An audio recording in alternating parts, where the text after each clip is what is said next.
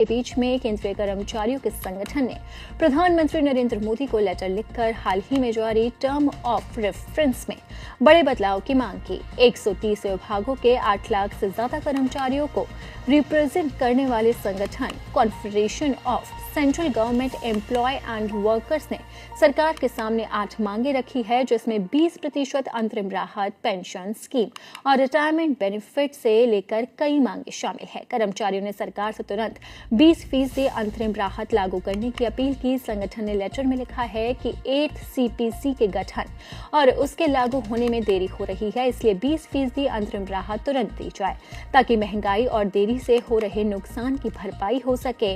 1 करोड़ केंद्रीय कर्मचारियों का मनोबल बढ़े। संघ ने मांग की है कि 8 CPC की सिफारिशें 1 जनवरी 2026 से लागू होने का उल्लेख टर्म ऑफ रेफरेंस में जोड़ा जाए। संगठन में लेटर में लिखा गया है कि ये स्वाभाविक और उचित है कि 8 CPC की सिफारिशें 1 जनवरी 2026 से लागू हो। कृपया इसे TOR में शामिल किया जाए। संघ ने TOR में ये जोड़ने की मांग की है और लिखा है कि पेंशन संरचना, रिटायरमेंट लाभ, पेंशन संशोधन और 1 जनवरी 2026 से पहले या बाद में रिटायर हुए कर्मचारियों के बीच में पेंशन समानता की समीक्षा की जाए।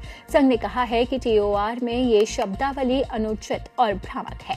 संघ ने मांग की है कि ये शब्द संवैधानिक और न्यायिक रूप से सुरक्षित पेंशन अधिकारों को सिर्फ एक वित्तीय बोझ के रूप में दिखाते हैं, जो गलत है। कर्मचारियों में ये डर है कि सरकार अनफंडेड एक्सपेंडिचर हटाने के नाम पर पेंशन कम कर सकती है। संघ की मांग है कि ये शब्द TOR से हटाए जाए और ये जोड़ा जाए कि पेंशन संशोधन रिटायरमेंट की तारीख से बिना किसी भेदभाव के किया जाए। लेटर में ये भी लिखा गया है कि लगभग 1 लाख कर्मचारी NPS से UPS स्कीम में आए हैं, लेकिन वो इससे संतुष्ट नहीं हैं और पुरानी पेंशन योजना ही चाहते हैं।